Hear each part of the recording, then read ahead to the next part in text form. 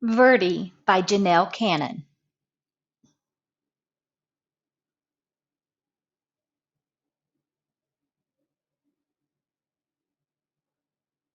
On a small tropical island, the sun rose high above the steamy jungle.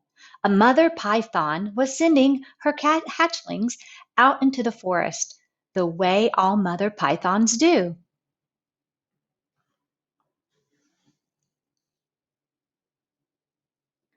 Grow up big and green as the trees leaves, she called to her little yellow babies as they happily scattered among the trees.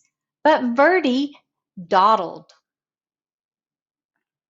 He was proudly eyeing his bright yellow skin. He especially liked the bold stripes that zigzagged down his back. Why the hurry to grow up and big and green?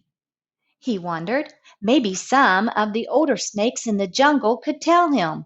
Verdi ventured into the treetops to look for them.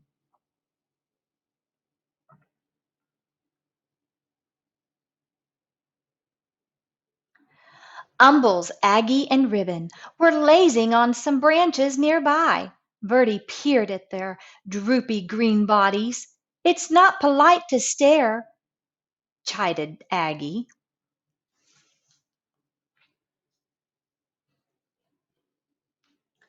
Umbles burped and groaned. It's taken nearly 4 weeks for the last lizard to digest. I surely do like lizards, but lizards don't like me.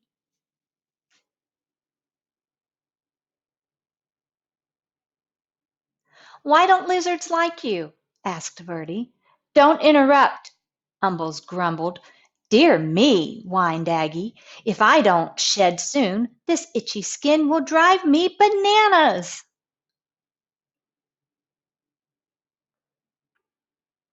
Verdi tapped a tune with his tail as he waited to speak.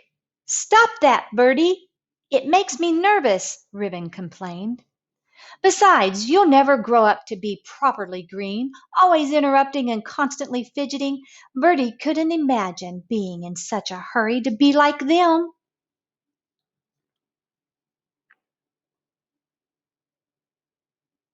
And he really wanted to keep his sporty stripes.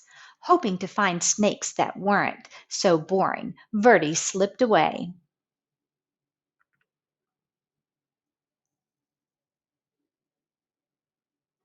Dozer was snoring in a tree not far from the others.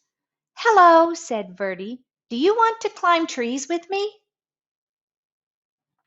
I'm tired, Dozer growled. Go do a few laps around the jungle, okay? Verdi's heart sank. Greens were not only lazy and boring, they were rude.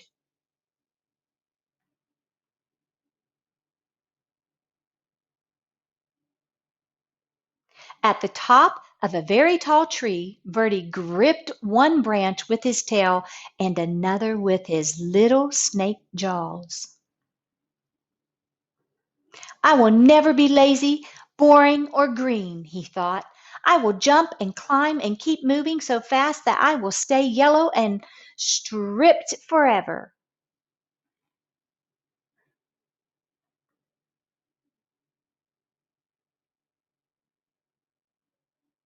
Then Verdi let go.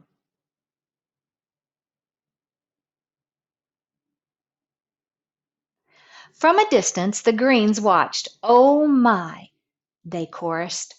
Ribbon shook his head. At this rate, he'll be lucky to make it to his first molt. Aggie nodded. He's likely to put an eye out on a branch, Umbles moaned. He may not live to turn green.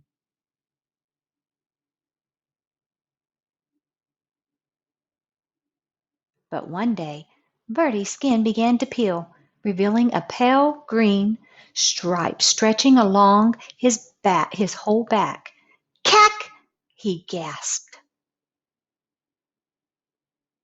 How can this be? I'm the speediest snake in the jungle, and I'm still turning green? He raced down to the river, grabbing up a mouthful of rough leaves. Verdi flung himself into the water. If I can't run this green off, I'll scrub it off, he thought.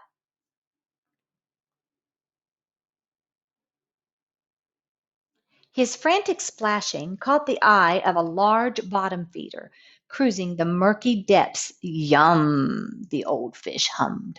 Lunch.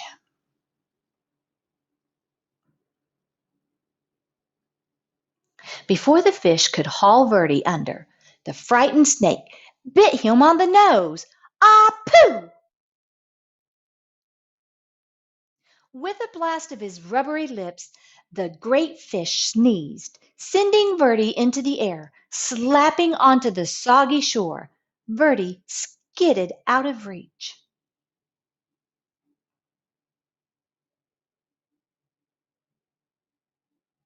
Whew, that was close, he sputtered. Every inch of his body was covered with wet, gloppy mud. Hmm, kind of lumpy, kind of brown. It sure beats being green. He left the mud on.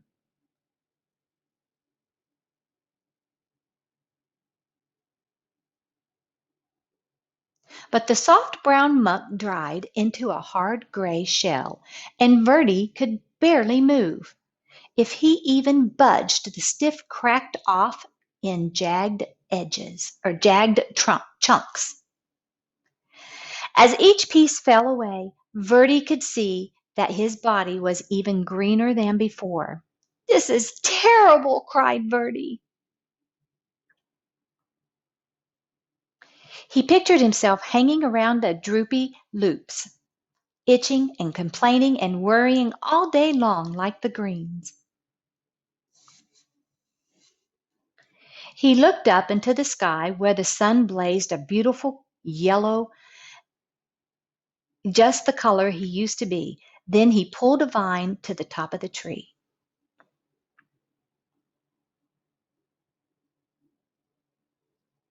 Launching himself from the treetop, Verdi startled a flock of colorful birds.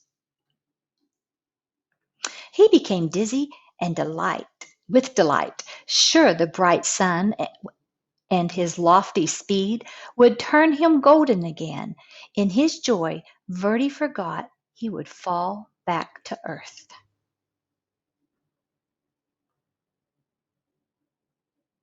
Whippity wappity flip flap wham! Plummeting through the trees, Verdi landed in a crooked sprawl across a log on the forest floor. He couldn't move. Help! He croaked.